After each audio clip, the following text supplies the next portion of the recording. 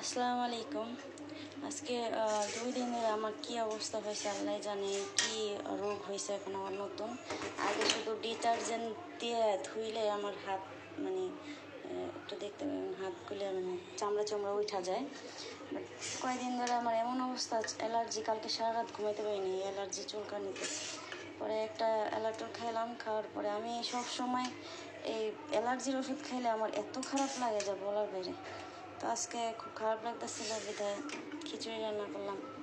ক্ষুধাও লাগছে, না পারতেছি এদিকে যেতে, না পারছি ওই দিকে যেতে, মানে ঘুমও আসে না, ঘুমাইতেও পারতেছি না, আবার ক্ষুধাও লাগছে।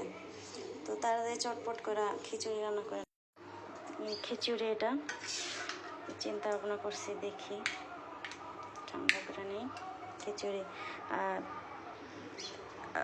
ও গেছে বছরের কি বলে আমের আচার আছে, ওইটা দিয়ে এখন খেয়ে নেব।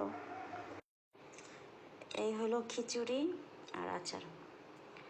তো এই খাবারটা অনেক মজা, আমার কাছে খুব ভালো লাগে। এবার হলো খাবার পালা, দেখি কেমন হয়েছে। হ্যাঁ, বিসমিল্লাহ।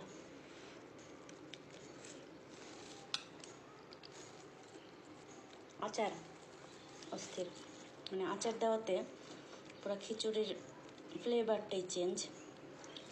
এটা যারা না খাইতে পারে তাদের জন্য ভালো লাগবে। মানে এত মজা লাগতেছে।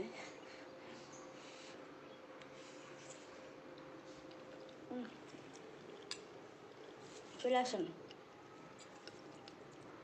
একদিন খাওয়াবো না, ঠিক আছে? ভালো থাকবেন সবাই।